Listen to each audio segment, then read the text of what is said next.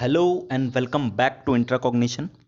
इस वीडियो में हम बात करेंगे ट्राइबल कम्युनिटीज़ के बारे में। ट्राइबल कम्युनिटीज़ के अंदर स्पेसिफिकली बात करेंगे डी नोटिफाइड ट्राइब्स क्या होती है, नोमैडिक ट्राइब्स और सेमी नोमैडिक ट्राइब्स क्या होती है। ठीक है, तो जो डी नोटिफाइड ट्राइब्स है, देखिए जब ब्रिटिश गवर्नमेंट जब रूल करता था इंडिया पे, तो उस समय पे एक क्रिमिनल ट्राइब्स एक्ट 1871 आया था, जिसमें उन्होंने कुछ कुछ कम्युनिटीज़ को, कुछ कास्ट को नोटिफाइड किया था एज ए क्रिमिनल ट्राइब्स, है ना। तो किसी कुछ कम्युनिटीज़ टाइप, कुछ तरह की कम्युनिटीज़ थी, उनको उन्होंने नाम दिया इस एक्ट के तहत कि ये वाली कम्युनिटीज़ जो है वो क्रिमिनल ट्राइब्स है। ठीक है, तो इसीलिए ये नोटिफाइड की गई कि ये क्रिमिनल ट्राइब्स है। उसके बाद क्या हुआ कि जैसे ही इंडिपेंडेंस मिली भारत को, तो 1952 में again Indian government criminal act लेके आया और इन नोटिफाइड ट्राइब्स को डी नोटिफाई किया, है ना, कि ये क्रिमिनल ट्राइब्स नहीं है। तो इसीलिए ये लीगल टर्म है डी नोटिफाइड ट्राइब्स, क्योंकि इनको वापस से डी नोटिफाई किया गया कि ये क्रिमिनल ट्राइब्स नहीं है। ठीक है, तो ये एक मोटा मोटा तौर पे इसीलिए इसको डी नोटिफाइड ट्राइब्स कहा जाता है। ठीक है, तो दो एक्ट यहाँ इंपॉर्टेंट है, 1871 का और 1952 का। अब देखिए, अब क्या होता था उस समय पे, जब 1871 में जब इनको क्रिमिनल, मतलब इनको नाम दिया गया कि एक क्रिमिनल ट्राइब्स होती है, तब इनको क्या करना पड़ता था, जो जो मेंबर्स इस ट्राइब से बिलोंग करते थे, उन लोगों को क्या क्या करना होता था ताकि वो जेल में ना जाए, है ना। तो उस समय पे ये होता था कि जितने भी लोग होते थे जो उस कम्युनिटी के हैं जिसे नोटिफाई किया गया है क्रिमिनल ट्राइब, उनको अपना नाम और ट्राइब का नाम और ये सब जाके रजिस्टर करवाना पड़ता था लोकल मजिस्ट्रेट के यहाँ जाके। ठीक है, अगर वो नहीं करते थे तो उनको इंडियन पेनल कोड के तहत जेल में डाल दिया जाता था। तो हर उस कम्युनिटी के बंदे बंदी को, या फिर जो भी इंसान है उस कम्युनिटी का जो नोटिफाई किया गया क्रिमिनल ट्राइब, उनको जाके रजिस्ट्रेशन करवाना होता था।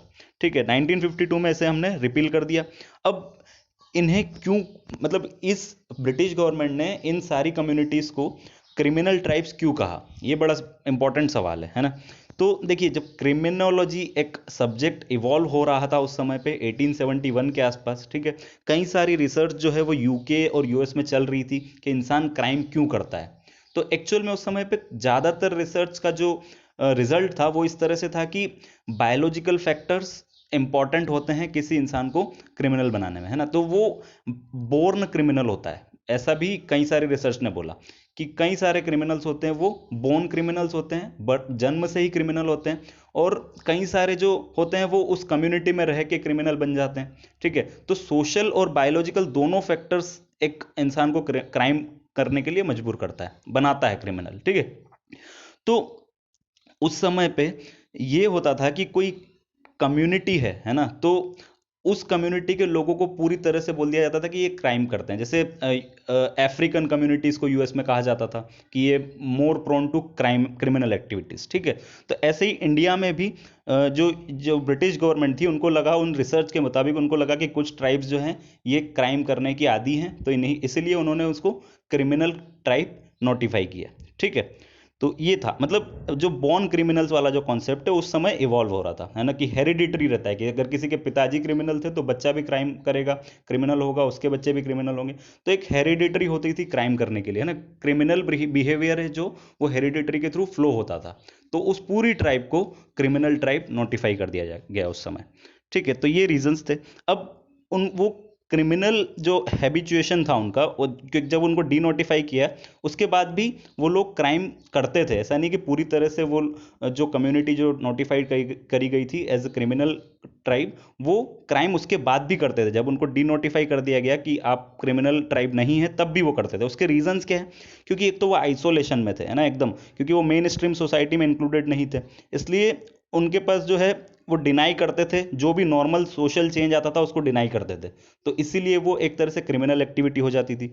दूसरा कि उनको एक फियर था, है ना, डर था, फियर साइकोसिस था कि जो पुलिस रेड है उनसे उनको डर लगता था, कहीं कभी भी पुलिस जाके उनके कम्युनिटी में रेड कर देती थी, घर में रेड कर देती थी।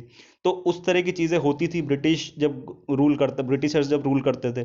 तो इसकी वजह से क्या है कि वो हर किसी को सस्पेक्ट मानते थे, कोई भी इंसान दिखता था तो कि ये हम पे अटैक करेगा, उस तरह की सस्पेक्शन होता था उनको, तो इसलिए उन पे अटैक करते थे सामने वाले पे। अगर आप न्यूज़ पढ़ते हैं तो आपने एक केस सुना होगा सेंटिनलीज आइलैंड का, जहाँ पे एक अमेरिकन विदाउट परमिशन उस अंडमान एंड निकोबार में ये आइलैंड है, और सेंटिनलीज करके एक कम्युनिटी वहाँ रहती है, तो उन्होंने उस अमेरिकन को मार दिया था दूर से, क्योंकि वो डरते हैं, कोई भी आता है तो डरते हैं कि ये हम पे अटैक करेंगे या रेड करेंगे। उस तरह से हर इंसान से वो डरते हैं, जो मॉडर्न सोसाइटी के या जो मेन स्ट्रीम सोसाइटी के लोग हैं वहां जाते हैं। तो उनका एक ड्रेस कोड अलग होता है पूरा, उनका एक आइसोलेशन में वो लोग रहते हैं, ठीक है।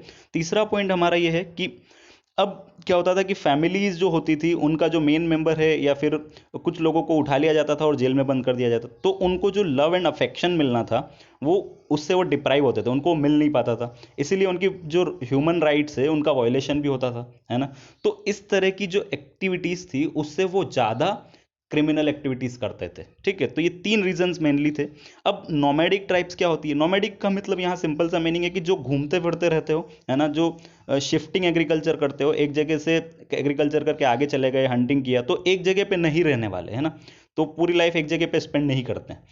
इसी जगह पे सेमी नोमैडिक ट्राइब्स भी होती है, जहाँ पे कुछ समय पे एक जगह पे रहेंगे और कभी कुछ ऐसी सिचुएशंस आ जा रही है तो वो मूव ऑन करते हैं, तो उनको सेमी नोमैडिक ट्राइब्स भी कहते हैं, ठीक है। तो अब ये इंटरचेंजेबली ये दोनों टर्म यूज होते हैं, सेमी नोमैडिक ट्राइब्स और जो हमारी डी नोटिफाइड ट्राइब्स, लेकिन ये दोनों अलग अलग है ना। डी नोटिफाइड ट्राइब्स जो है वो लीगल टर्म है, और जो नोमैडिक ट्राइब्स है वो इकोलॉजी से जुड़ा हुआ है ना, कि वो चेंज करते हैं अपनी लोकेशन। तो since some of the denotified tribes communities were nomadic, है ना, तो बहुत सारी जो डी नोटिफाइड ट्राइब्स है वो नोमैडिक होती थी, और जो नोमैडिक है वो डिनोटिफाइड होती थी ना, वाइस वर्सा। तो इसीलिए इन दोनों शब्दों को सिनोनिमसली यूज कर किया जाने लगा, दोनों को एक टुगेदर एक ही माना जाने लगा, ठीक है। लेकिन एक्चुअल में ये दोनों अलग अलग टर्म डिफाइंड है, ठीक है। अब जो डीनोटिफाइड ट्राइब्स और नोमैडिक ट्राइब्स है, ये टोटल मिला के अगर देखें 2001 का अगर सेंसस का डाटा देखें, तो लगभग 60 मिलियन यानी कि 6 करोड़ जो पॉपुलेशन है इंडिया की, वो उतनी नोमैडिक और डीनोटिफाइड ट्राइब्स में आती थी उस समय, अभी बढ़ गई होगी। तो उसके अलावा जो है टोटल जो ट्राइब्स की गिनती करें तो 313 मतलब 313 नोमैडिक ट्राइब्स है और 198 डीनोटिफाइड ट्राइब्स है। तो ये नंबर भी इंपॉर्टेंट हो सकता है।